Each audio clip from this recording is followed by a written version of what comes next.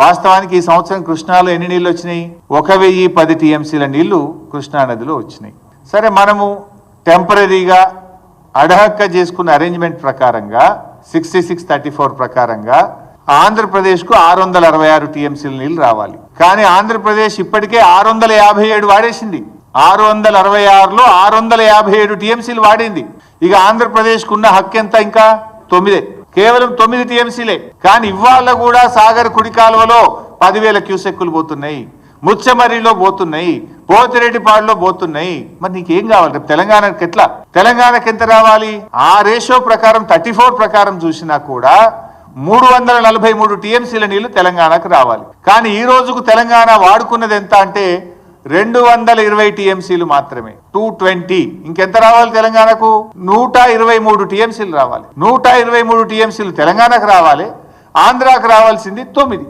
రోజు పత్రికల్లో కూడా వార్తలు చూస్తా ఉన్నాం. సాగర్ కుడి కాలువ నుంచి ఆంధ్రప్రదేశ్ ప్రభుత్వం రోజు 10,000 క్యూసెక్కుల నీళ్లు తరలించకపోతుంటే తెలంగాణ ప్రభుత్వం చేవజచ్చి చేష్టలుడిగి చేతులు కట్టుకొని చూస్తా ఉన్నారు. నీళ్ల మంత్రి నీళ్లు నములుతా ఉన్నాడు. ఒక్క మాటలో చెప్పాలంటే తెలంగాణ భూభాగానికి నీళ్లు మళ్లించిన ప్రభుత్వం బీఆర్ఎస్ ప్రభుత్వం అయితే, చేతగాక నీళ్లు నములుతున్న ప్రభుత్వం ఇవాళ కాంగ్రెస్ ప్రభుత్వం.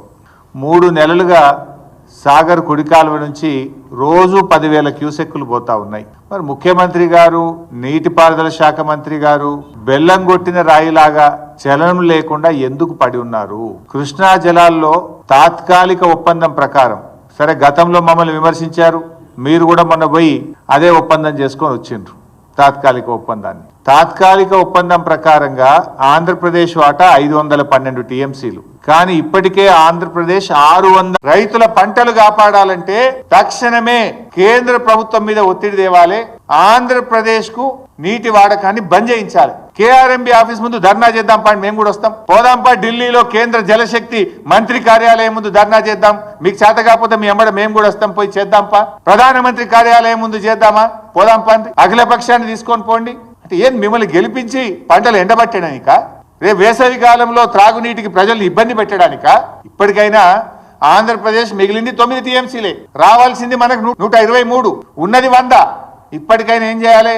తక్షణమే సాగర్ కుడి కాల్వకు నీళ్ల విడుదల ఆపాలి.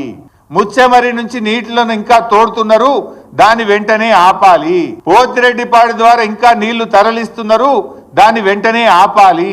ఈ ఉన్న 100 టీఎంసీలన్నా మనం తెచ్చుకుంటే ఆ కల్వకుర్తి గాని, నెట్టంపాడు గాని, భీమా గాని, కోయిల్ సాగర్ గాని, ఏఎంఆర్ ఎస్ఎల్బిసి గాని, సాగర్ ఎడమ కాలువ గాని,